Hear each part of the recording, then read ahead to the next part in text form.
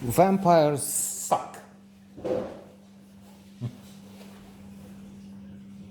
A rather irrelevant, forgotten, thrashed comedy. But then, so is this note. Uh, just a silly game we play here. So, alert, red flag. Don't watch this. Instead of us saying, subscribe to our channel, watch our our other very interesting, spectacular videos. The disclaimer here is don't. This is just a niche game, as in games people play. This, which is a psychology classic, by the way, Eric Berne. If it weren't for you, that's one of the most common games we play.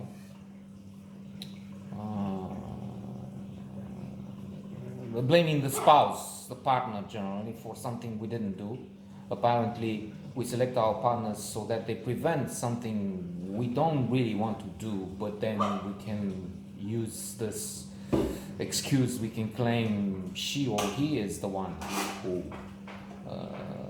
made our dreams go away, destroyed our future, our brilliant perspectives, and so on.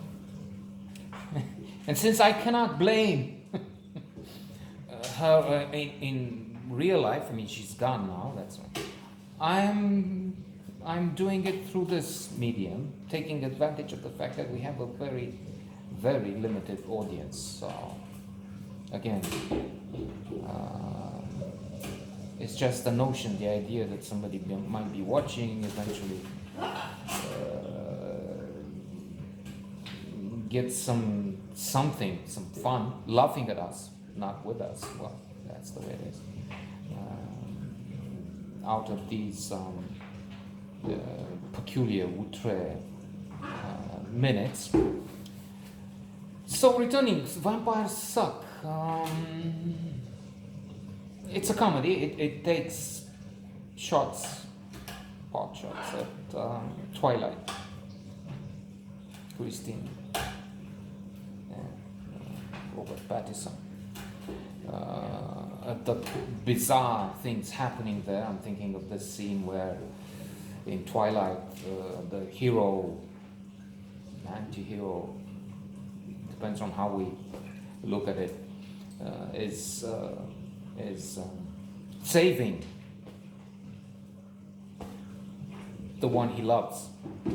If again that's the word you can use for creatures that belong to another world, living in another world. If they live, they're undead. So it gets ever more complicated and absurd. But he's stopping the car that is about to crash her, and they make a lot of hay here with this and other scenes where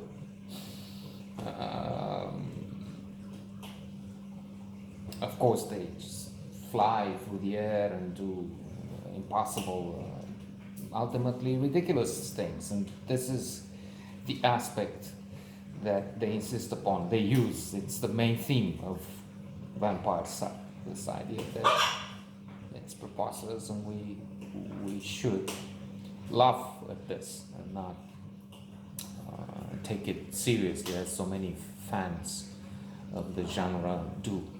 They embrace Twilight and sequels, prequels.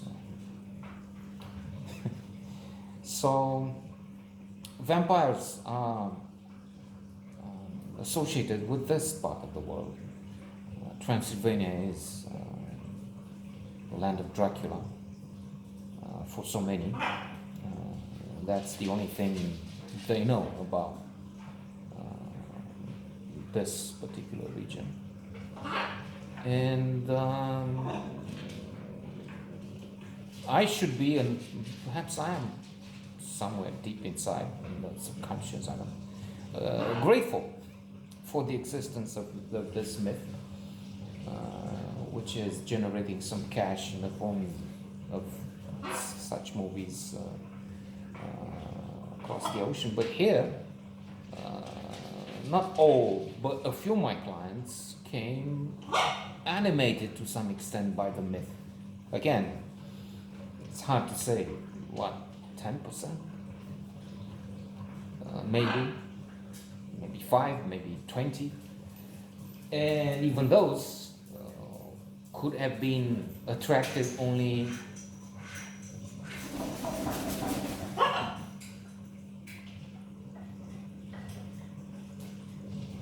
to a limited extent. Maybe the idea that they visit Dracula's land and Dracula's castle and so on was only 10%. 1 in 10 of the reasons why they decided to come here. Whatever that proportion is, it was a factor. And it's amusing sometimes to think how I had to read up on this, look at the background, the historical data. Of course, there's no vampire, all right, I mean, that's nonsense. But there are some, the but is not, there are no vampires, but I've seen one or something like that. It appears that one is, oh look, there's one that is hanging sometimes at night upside down.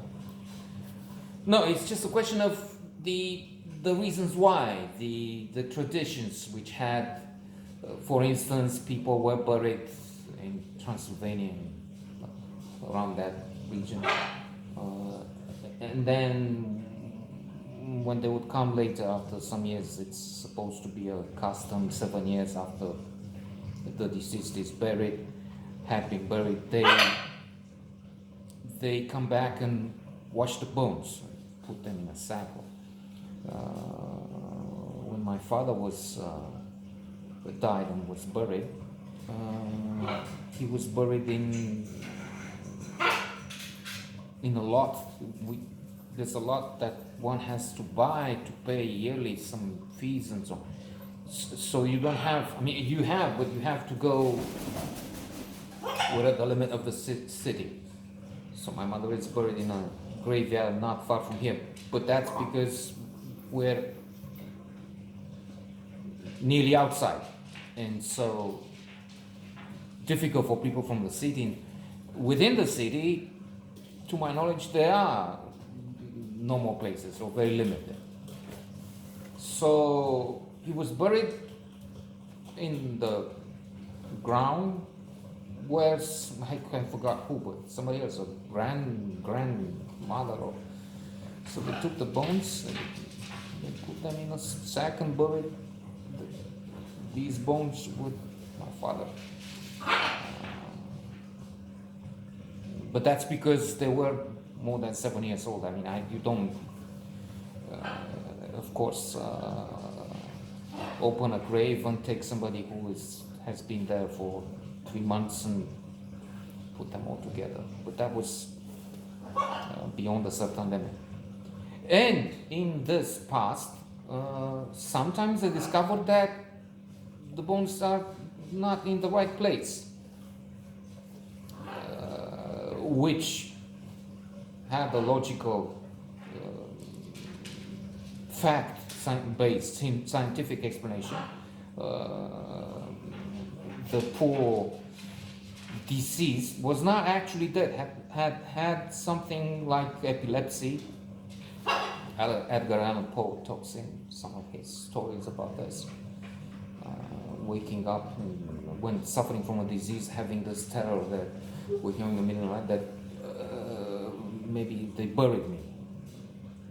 They have a fit, it looks like they're dead, they're buried, only to wake up in the grave and die after trying to move around, trying to escape, which was impossible.